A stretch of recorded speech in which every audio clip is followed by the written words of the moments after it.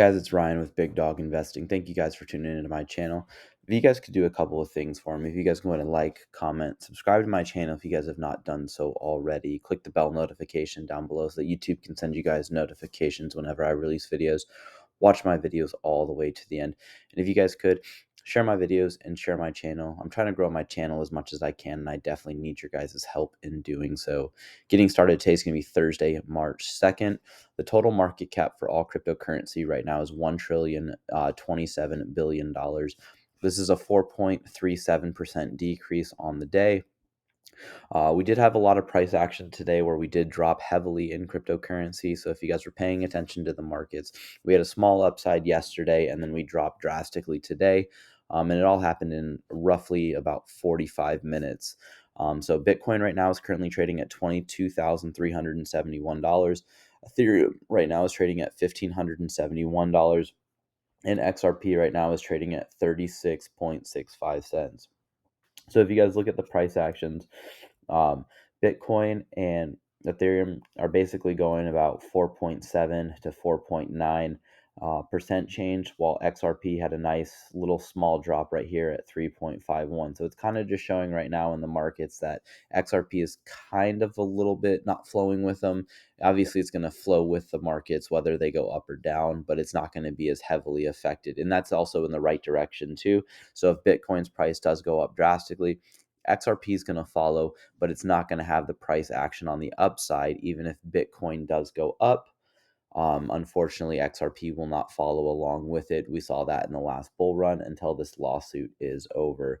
But getting into our price actions today, um, we did see this massive drop. So we were roughly trading about $23,470. We did reach a max point today at 23,536. But all of a sudden, a bunch of people had to get their calls, whether they were shorting or longing the markets done. And what happened? This caused a massive drop. So 23,418 dropped down to $22,273. So roughly a $1,200 price drop in under 30 minutes. So if we look right here, it shows at 6:10 p.m. and by 7, so 45 minutes, roughly 50 minutes, depending on where you look at your charts, just drop drastically. So that's why we say crypto is high risk, high reward. It is highly volatile, but there is a lot of upsides if you guys are paying attention to the markets. And I don't care that the price drops, to be honest with you. I'm actually probably going to end up buying into some other cryptocurrencies. Ones that I already have, though. Like XRP, XLM, and HBAR are the three big ones that I want to get more hold of. My XRP bag is already packed. I could always add more to it, but as of right now, I could. I'm still undecided on that one, but I want to get my XLM and my HBAR bags up. So those are the coins that I'm probably going to dollar cost average. And I do see that we could still go down. So don't get me wrong. We're still above a $1 trillion market cap. So that's really good for the markets. But as of right now, it's so volatile and unsure what's going to happen next. Again, no financial advice with anything that I do say. But getting in, since we were at a 4.7% drop, the majority of all cryptos are going to be in the red. We have a couple outliers. SSV is up 5.8%, Casper 1.5, as well as Maker, and then EOS is at 1.3. But the rest of your cryptocurrencies are basically in the red. Biggest losers: FTT 11.9%, FXS 11.7%, and countless others. You guys can just scroll through and look through this. Getting into our news, though, that affects the financial markets, this was really interesting. I saw that Oregon proposes a bill to give homeless people $1,000 a month in universal basic income. So there's a lot of news going around right now. What's going to happen when technology officially takes over? We've seen this at self checkouts, at our grocery stores. We saw this with the assembly lines, moving from human jobs to now getting taken over by machine operated positions. So, and I do see this is going to continue to happen. We've already seen a lot of news with Chat GPT now starting to create their own articles. So BuzzFeed did that, and now I'm sure they're going to lay off some of their staff members because of that, because now they can save money. And then, are they going to pay more in taxes? But this is just, in my opinion, I don't know how I feel about this. giving homeless people $1,000 a month in universal basic income. Who's going to be paying for this? Obviously, it's going to be the taxpayers in Oregon. But should this be proposed? Should this be passed? Is this considered legal? Basically, just giving away free money to individuals as basic income where everyone else does not receive this. Getting into our Watcher Guru news, though, I saw this was interesting. Binance launches an AI NFT generator beta version named Bisco. And in my opinion, I don't really like this. This is again just showing that artificial intelligence is taking over. That we can't really do our own things anymore. Everything else can basically just be done by a computer or a software company, and basically now our lives are just going to be run by a couple individuals who are going to make all of the power. Because right now, if you guys can create your own NFT arts, individuals who could have use their own skills now would basically turn to artificial intelligence. And I'm sure that whoever created this artificial intelligence generator, Binance probably bought them out. Now Binance is going to get a kickback, say like 20% of all of your revenue goes to us due to us auto generating these images that you came up with an idea for. And in my opinion, that's taken away from the artists themselves. This was really interesting though, and I did post this on my Twitter. So I started my Twitter a while ago. I'm just starting to post recently on it. I've been lacking on social media, but still sticking with my YouTube. And I'm going to start doing more social media stuff. So be on the lookout. I'll go through towards the end of the video the rest of my socials if I can. If not, it'll be in my next video. But XRP surpasses 4.6 million total wallet addresses. And in my opinion, this just shows that there's not a lot of people that have XRP tokens. I mean, obviously, there's a lot of tokens out in the market right now, but a lot of people aren't totally utilizing XRP. And this just shows the growth and the potential of where the XRP ledger can go and the price targets of where XRP can go to. And we'll talk about this in a little bit towards the end of the video, so make sure you guys stay tuned. Coinbase CEO says that the exchange has good relationships with the SEC. Well, I'm assuming that they do because right now they're one of the only exchanges that really hasn't been sued yet. Um, and in my opinion, they're basically just like probably having kickbacks right now with the federal government because why haven't they been talked to yet about their staking protocols and also their learning um, program where if you watch a couple of their videos, you answer some questions, you get free cryptocurrency. Coinbase says that the exchange delisted Binance stablecoin BUSD due to liquidity concerns. And in my opinion, I don't really care about this. I'd like Binance as an exchange, but I don't really like stablecoins on these exchanges. I would much prefer a central bank digital currency for a stablecoin than a exchange token itself. Like if Coinbase had its own stablecoin, I wouldn't utilize it. The same thing with Binance. OpenAI releases a Chat GPT API. That was really an interesting read. If you guys care about artificial intelligence, you guys can. Um, Coinbase says it's no longer accepting or initiating payments to or from Silvergate, citing caution. We'll talk about that in a second because Silvergate Capital's possibly going to file for bankruptcy here in a little bit. They have a lot of issues right now with everything that's been going on. SEC chair says crypto exchanges should not be considered safe custodians. And he's basically just running his mouth. Like he's not acting in a sense as his own boss. He basically just says what he wants to, just like Bill Hinman says, oh, Ethereum and Ethereum and Bitcoin are the only cryptocurrencies that aren't considered securities. But don't worry, I'm not using that as my official statement. I'm only saying that as my own personal belief. And I'm assuming he's going to come out and say this because he's not being grilled. Why isn't Congress talking to him? Why aren't they forcing him to come in and actually be accountable for the actions that he's taken? Because obviously he's not doing his job the way he's supposed to, or the way that he promised and upholded when he accepted the job and promised to do the job. And I'm sure he probably had to swear in and stuff like that. And obviously he's not holding his oath of office. UK's largest bank, HSBC, bans customers from purchasing crypto with their credit cards. I mean, I totally agree with this. Like a lot of people might see this as a negative thing, but you shouldn't be buying cryptocurrency with a credit card. And the reason why is I don't think that, individuals really understand what credit cards actually do and how much damage they can actually cause. We obviously see this because the United States just keeps on getting worse in credit card debt. It has the highest APY of or APR, sorry, of fees back to the bank. So if I don't pay my credit card on time, I have like a 19.27% APR.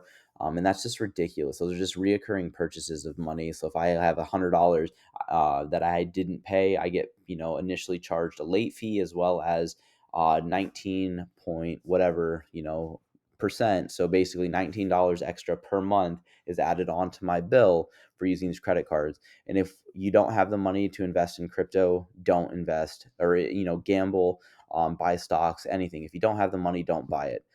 This goes for anything: TVs, couches. The only thing that I could say is a house and a car. Those are the two that you probably do need that you can't officially afford. So you do have to take a loan out for those. But you guys don't need the fancy watches, the brand new designer clothes. I know a lot of people are using those payment systems that are available, like, hey, buy now, pay later, pay in these 4 payments, easy payments, no fees, and stuff like that. If you meet the requirements, that's just complete bullshit. So don't do it. We already talked about that right there. Inverse Kramer ETF officially launches. So if you guys want to look into that, I haven't looked into it yet. FTX confirms 8.9 billion in customer funds are missing. And this is again why I'm telling you guys, stop and buying these FTT tokens. Like, it shows right here again, FTT token is down 11.7%. But they obviously can't figure it out because they're losing all of this money. They don't know where it's at, and they're trying to relaunch their exchange. 185 million has been liquidated from crypto in the past 45 minutes. So this is what I was telling you guys, was that massive drop. And again, I'm not too worried about this. Obviously, there was just a liquidity issue. A bunch of people had to pay back their shorts or longs, and that just affected the price. I'm not too worried about it for the long term. This was really interesting. Charles Gasparino comes out and says former SEC Gov officials tell Fox Business Gary Gensler canceled this year's SEC Speak seminar, which features SEC officials explaining the security laws and commission's agenda. Um, Fearing criticism from the chair's foray into the non-traditional areas such as the ESG and his planned changes in the market structure that will likely come in the audience. Many of the former SEC officials said. An SEC official denies that reasoning, saying that the agency is short-staffed and worrying about giving exclusive views to paying audience developing. And this is just complete bullshit, in my opinion. They're basically saying, oh, we don't have enough people, so he shouldn't go and speak for this. But in my opinion, that's complete bullshit because he's going on different news organizations, talking, doing interviews, and talking up out of his ass right now about everything that's going on in the crypto space. And we'll talk about it because right here it says that the SEC chair implies that crypto exchanges may not be qualified custodians as a new rule is drafted. And John Deaton says, of course, Gary Gensler says exchanges aren't qualified custodians. That's because JP Morgan, Goldman Sachs, Morgan Stanley, Fidelity, BlackRock, etc. are only qualified. Exactly what C-Pain and I've discussed on the show. Crush the exchanges so incumbents can get a bigger slice. And obviously, he has ties to probably all of these big brokers and banks and stuff like that. It's just ridiculous, that we just keep on allowing the rich to get richer. This is going to be the biggest change in wealth in our lifetime, in my opinion, from changing our financial system. And we're going to talk about that because the Coinbase CEO says that there does need to be a change. But if we have qualified custodians as JP Morgan, Goldman Sachs, Stanley, Fidelity, BlackRock, these ones are already super rich. They don't want crypto to take over. They can't stop it right now because crypto's dominating the markets.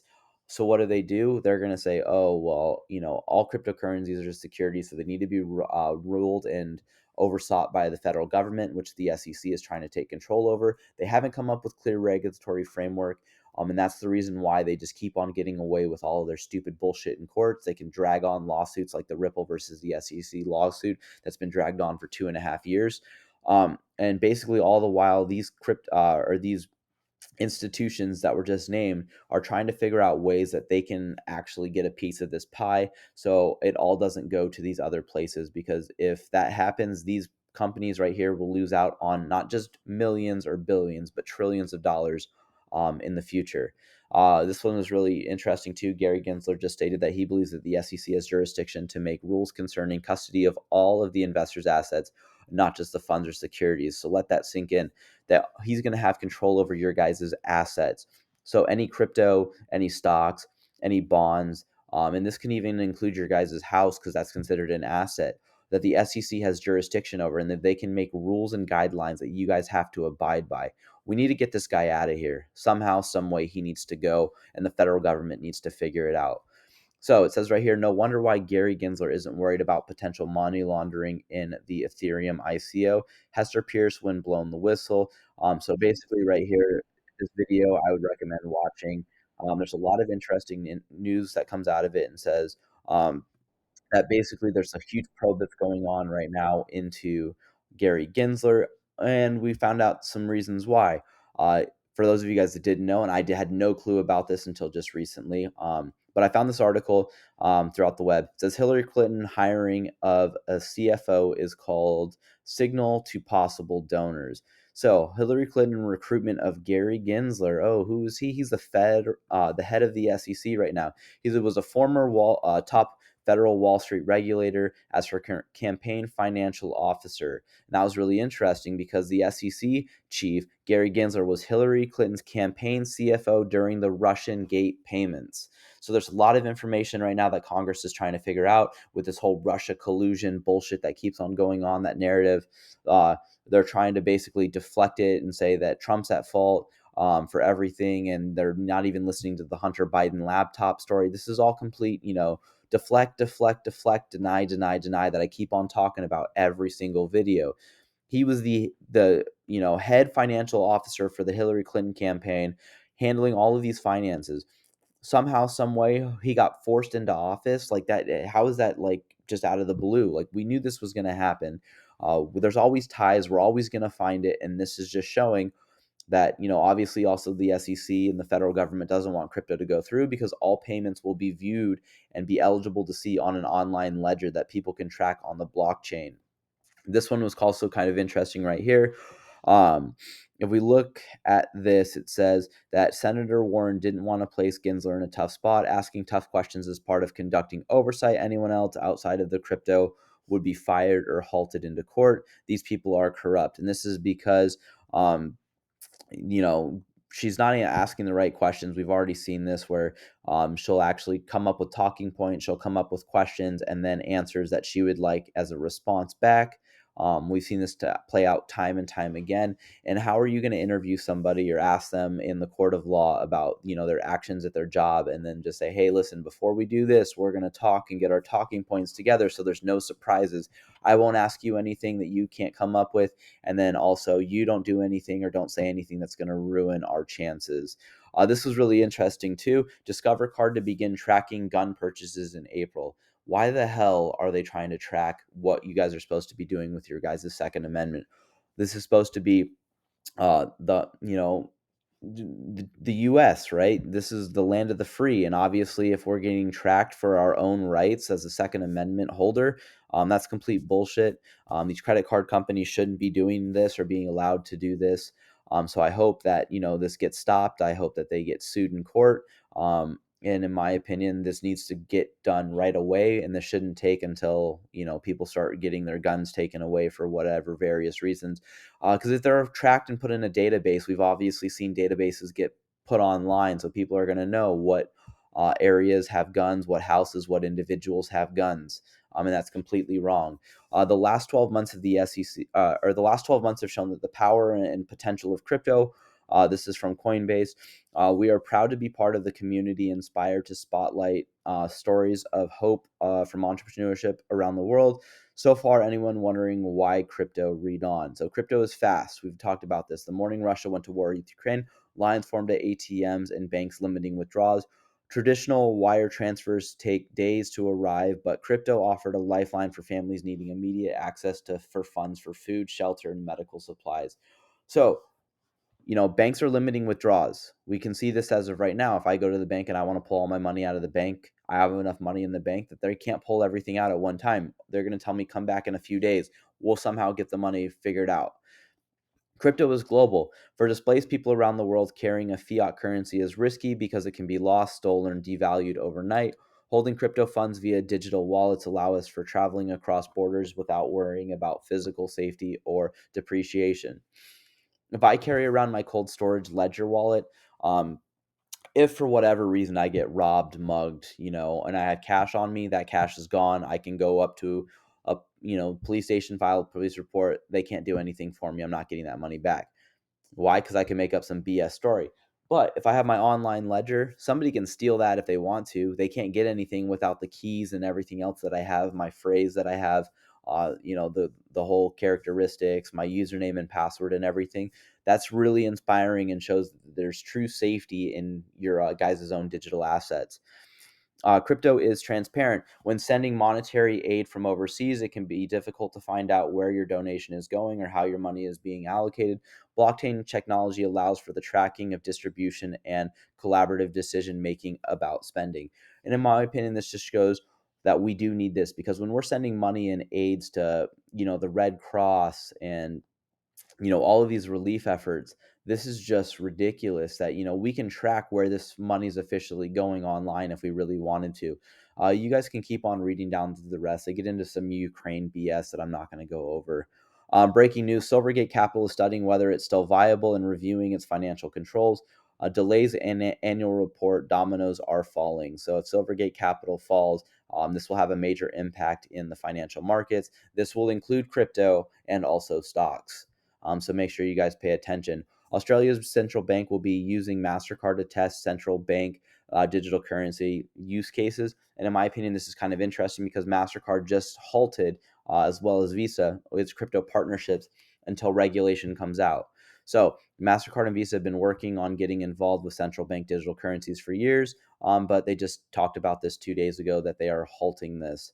Um, the US financial system doesn't serve everyone equally. It's time for an update. So, Brian Armstrong did sit down in an interview with CNBC. I'll leave the video posted. Again, everything that I talk about is going to be in the comments for you guys. I would highly encourage you guys to read that.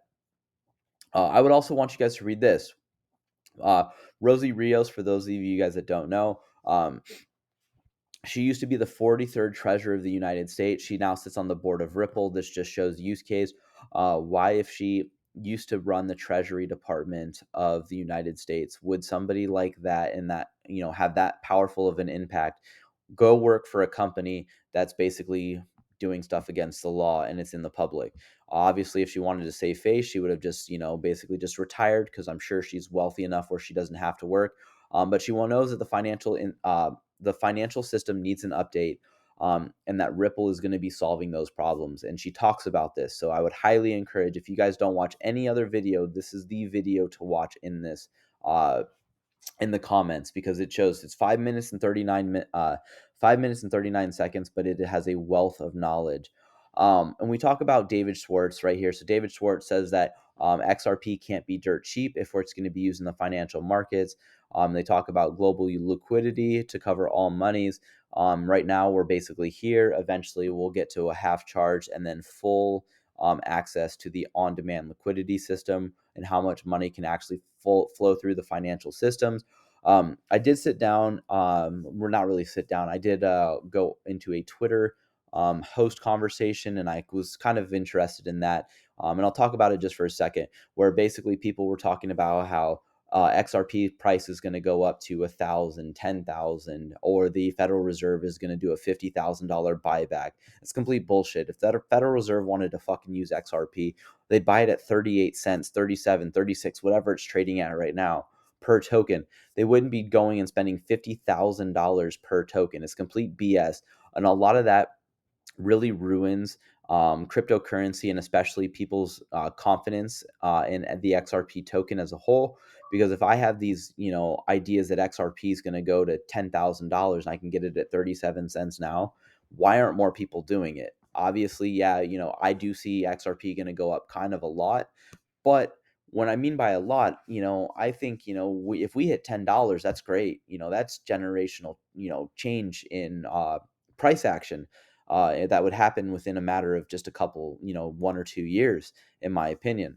Um, but to say that it's going to go to $10,000 or $50,000 to me is asinine. And somebody in the feed was talking about, after I left, I did take off, and then I had somebody text me and say, hey, this guy's talking crap about it. And I had to go back in there, and I was listening to the conversation that this guy was having and saying that quadrillions of dollars run through the financial market. So multiple trillions of dollars flow through our financial markets. And if an XRP and Ripple can grab just a piece of that, the token's value is just through the roof. And then I was kind of got irritated, and basically he was insulting my intelligence. And I don't know everything about cryptocurrency. Don't get me wrong, but I do know a lot about XRP. And the price of a token is only valued at how much money is flowing through the financial system, the on-demand liquidity at a given time. So if it takes 3 to 5 seconds for a transaction to flow through, the token's price is going to be what it is, and it's going to go up or down for that 3 to 5 seconds. Now, obviously, if multiple lines of transactions will flow through that, the XRP token's price is going to go up by a lot. But it's only for that 3 to 5 seconds. That's why we need the repetitive transactions to keep on going through. Now, if you disagree or it's actually wrong, please put it in the comments. I'd like to get educated a little bit. But it's not just how much money flows through in a year is what determines the price of XRP token. And that was complete BS. So I did say that. The host did agree with me on that and said, yeah, he is right about that. So that's why I said I think I'm right. If I'm wrong, put it in the comments. I want to hear about it. But it was just really interesting. This is really nice. Blockwork says Ripple's chief legal officer's blunt advice on crypto firms: get out of the United States. So Stuart Alderati said get out of the US, and he comes out and says that we need to have more frank discussions about what it means to build crypto companies in the United States. Thanks, Casey Wagner, for the chat. And in my opinion, I agree, but right now we don't have any type of regulation. So if a crypto company wants to build in the United States, it better have a lot of money on the side, because Gary Gensler and the SEC are going to be out to get you. And in my opinion, they're doing it at the hand of all of these other institutions like JP Morgan, BlackRock's, Silvergate Capital, all those other BS places that are trying to get their hands into the crypto policies and the crypto exchanges and that money. And then James K. Filan says this, get out of the United States. Completely agree with this. If you guys want to, if you guys are a cryptocurrency company or want to start one, get out of the United States, because it's going to just keep on getting worse. This one was really interesting. So we talked about how Stuart Alderati came out with a PSA for Chair Gensler. Again, has proclaimed that every cryptocurrency except Bitcoin is unregistered security. Ellen Tourette comes out and says that the SEC statements on his crypto enforcement cases were in active litigation cases, raising the application of our securities laws to crypto assets. Our enforcement division has been quite successful so far, and we are looking forward to additional court decisions on these issues. And James K. Filan says so far, and I want to highlight so far, because Ripple has not bowed down to the SEC, and they're not going to. They're going to keep on fighting the good fight for the American people. And I do see that Ripple does win. Again, no financial advice, but I do see Ripple winning against the SEC. This is the last thing that I wanted to share. Brad Garlinghouse did sit down in an interview. If you guys want to, again, this is another video to watch. Obviously, the Rosie Rios video is the most important. Brad Garlinghouse's is probably the second, and then Coinbase's CEO is probably the third best video to watch in that order. But he comes out and says, if the U.S. doesn't get its act together, is all of this crypto going offshore? Is what Kaylee Leans asked Brad Garlinghouse, and he came out and says it already is. I've said it before, and I'll say it again. Crypto is moving offshore, and it's not good for American innovation. And I totally agree with this. We want innovation to keep on going in the United States. We don't want to fall behind in entrepreneurship. We don't want other countries to take over the financial systems. Everything right now throughout the world is basically trading in the US dollar. And if we lose that, America is going to be at a huge loss, especially in world dominance. And we're going to lose basically our power of being the sovereign nation, and basically the world's biggest superpower. Because if we don't control the money, we can't control. And I'm not saying control, but we can't be the oversight of the globe that we used to be. As of right now, we're losing that, and in my opinion, that's going to be bad. So hopefully we can get this fucking shit together so we can keep on moving forward. Um, Again, my Twitter, though, for those of you guys that would like to follow me, I would appreciate it. My Twitter is Big Dog Investing. So it's Big Dog _ invest. I have 44, I'm following 44 people